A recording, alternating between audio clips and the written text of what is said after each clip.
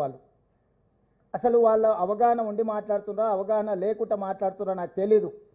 కానీ నేను సూటిగా కిషన్ రెడ్డి గారిని బండి సంజయ్ గారిని నేను ప్రశ్నిస్తున్నా.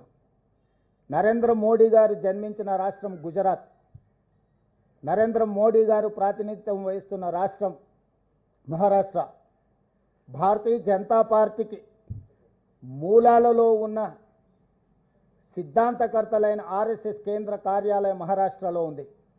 ఈరోజు గుజరాత్లో, ఉత్తరప్రదేశ్లో, మహారాష్ట్రలో 40-50 సంవత్సరాల నుంచి ముస్లిం రిజర్వేషన్లు అమలు జరుగుతున్నాయి. నిజంగానే మీరు ముస్లిం రిజర్వేషన్లను తొలగించాలి అని అంటే తొలగించే ధైర్యం చిత్తస్తున్న ఉత్తరప్రదేశ్లో మీరు ముస్లిం రిజర్వేషన్లను తొలగించండి.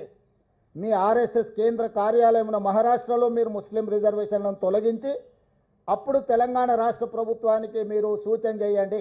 మేము 3 రాష్ట్రాలలో రిజర్వేషన్లు తొలగించినాం, తెలంగాణ రాష్ట్రంలో కూడా తొలగించాలని చెప్పి వాళ్ళు మాట్లాడితే అర్థం ఉంటుంది. వితండవాదం చేయడం ద్వారా వాళ్ళు సాధించేది ఏం లేదు.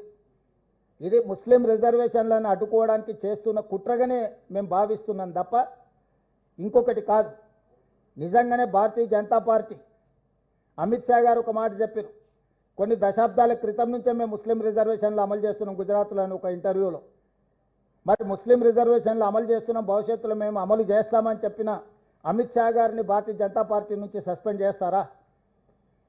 కాబట్టి ప్రజల్ని తప్పుదోవ పట్టించి ఒక భావోద్వేగాలను రెచ్చగొట్టి రాజకీయ ప్రయోజనం పొందాలని ఎవరినో ఒకరిని, ఒక వర్గాన్ని అడ్డం పెట్టి వాళ్ళని సాకుగా చూపించి రిజర్వేషన్లు అడ్డుకోవాలనే ప్రయత్నము ఈరోజు భారతీయ జనతా పార్టీ చేయదలుచుకుంటే ప్రజలు తెలంగాణ రాష్ట్రం నుంచి పూర్తిగా తూర్చిపెట్టేస్తారు బీజేపీ పార్టీని.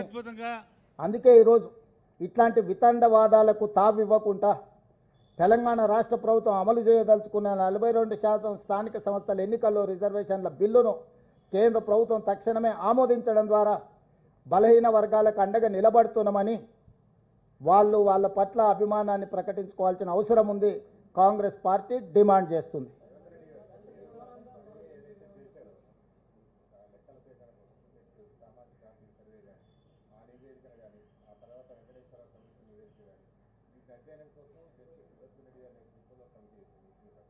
వాళ్ళు కూడా స్టడీ చేసే వీటిని కూడా నివేదికల్ని బహిరంగ పరచకుండా అసలు ఏం లెక్కలు తెలుసు ఏం